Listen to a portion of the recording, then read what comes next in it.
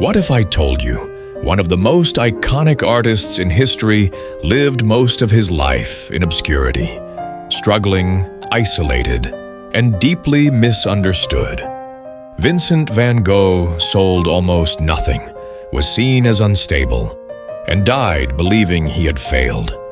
And yet today, his paintings don't just hang in museums. They define how we see emotion in art. But here's the real question. Are we admiring his genius? Or are we witnessing the visual diary of a man unraveling? Let's step inside his world and count down his 10 greatest masterpieces. 10. Wheatfield with Crows. There's something unsettling about this painting, and you feel it instantly. The sky is heavy, almost collapsing onto the land. The crows scatter violently across the canvas, and those paths, they don't lead anywhere. Many believe this was Van Gogh's final painting, his last message before his death. But that's where the mystery begins. Art historians still debate this. Some argue it was one of several works he painted in his final days in Auvers-sur-Oise. What's undeniable, though, is the emotional intensity.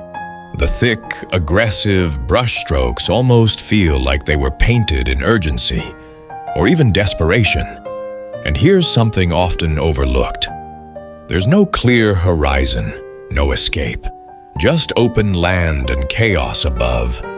Today, this powerful and ambiguous work hangs in the Van Gogh Museum, where viewers still try to answer the same question.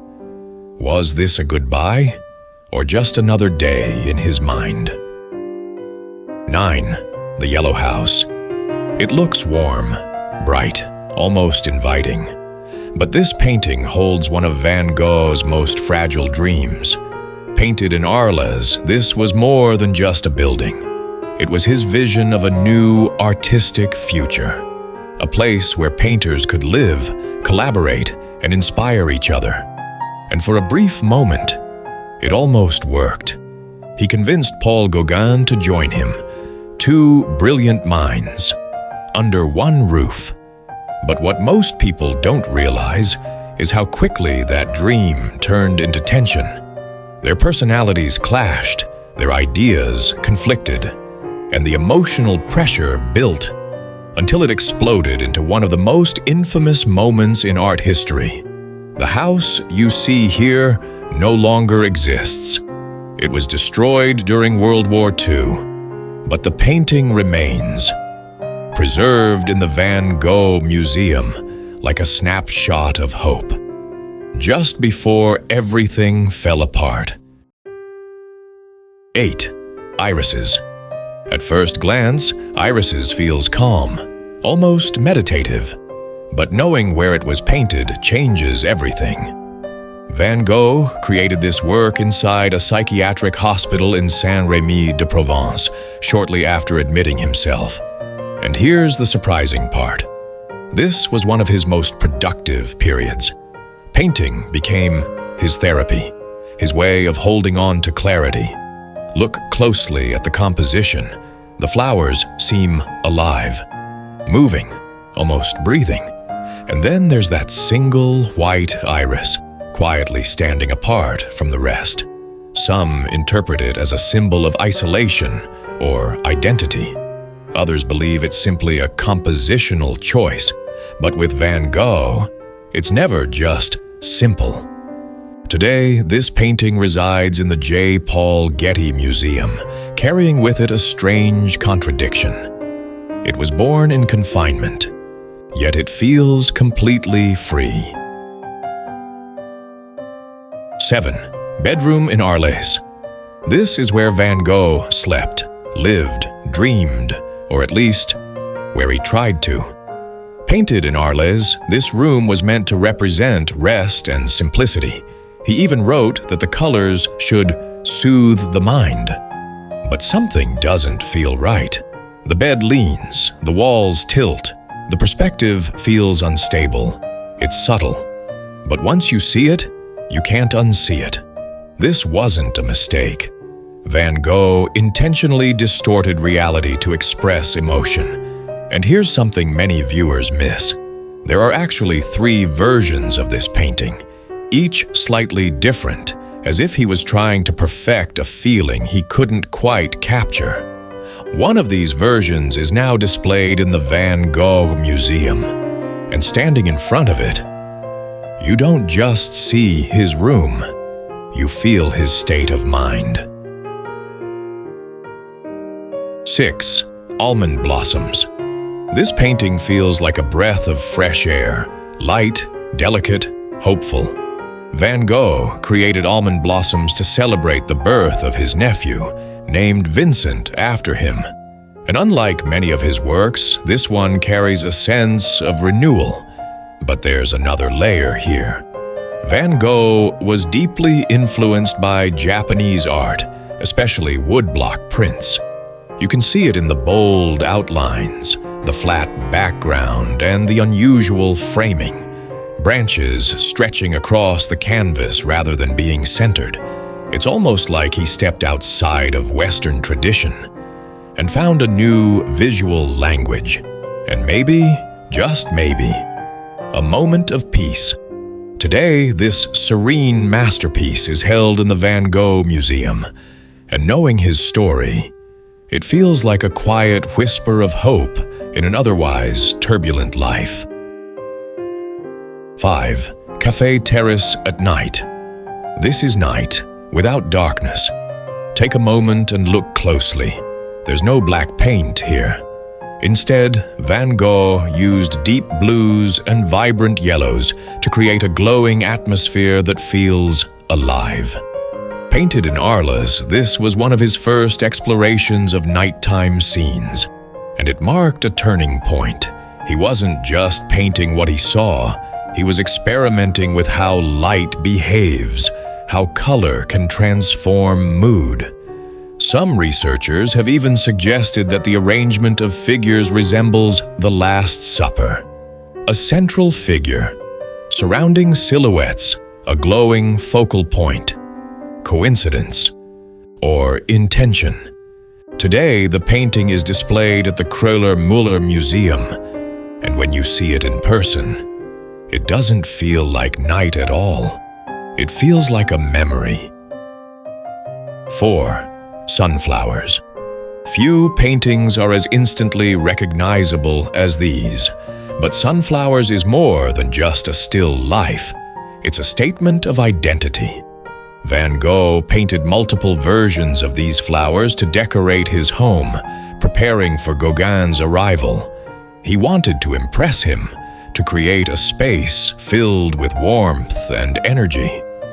But here's something rarely discussed.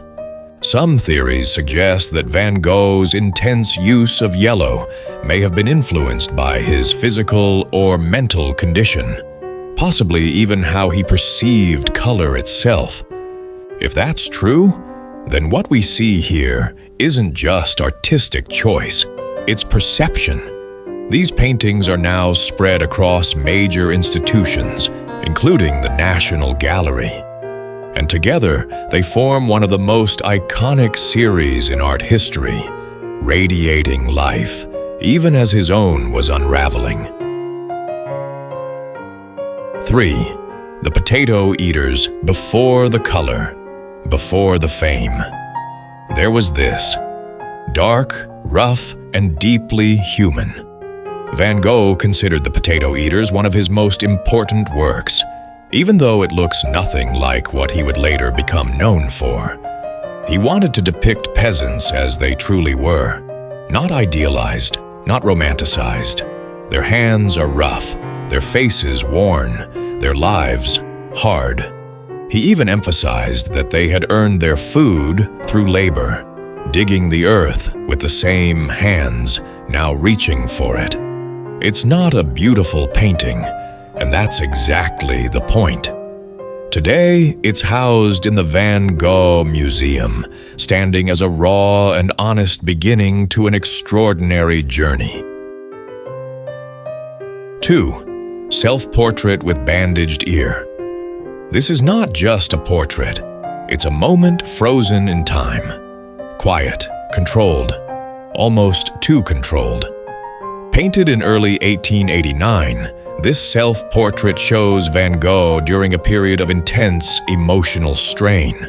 But what's striking is not chaos, it's restraint. Look at his expression.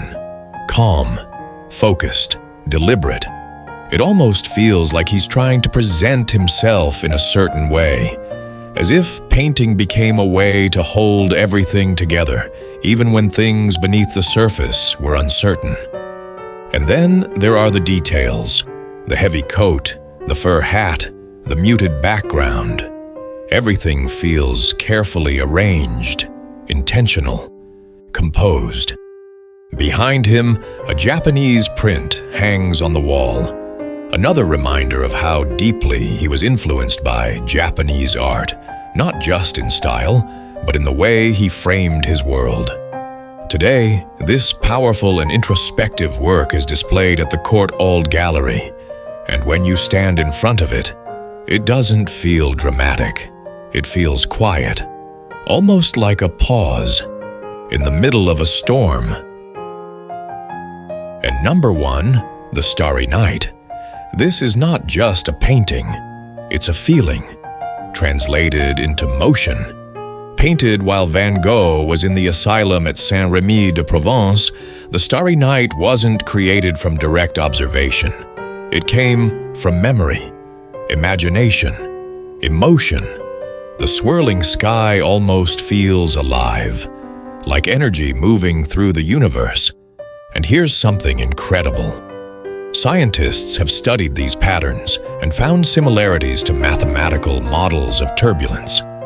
In other words, Van Gogh may have intuitively captured something about nature that science would only later begin to understand.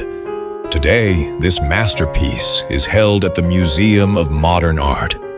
And even now, over a century later, it doesn't just hang on a wall, it moves.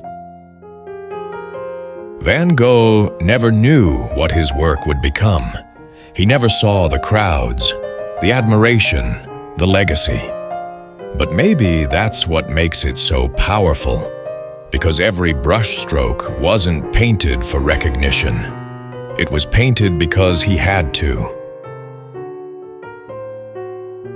If you want to explore more stories behind the world's greatest masterpieces, make sure to like this video, subscribe to Art Top 10, and tell us in the comments which Van Gogh painting speaks to you the most, and why. Because sometimes, art isn't about understanding, it's about feeling.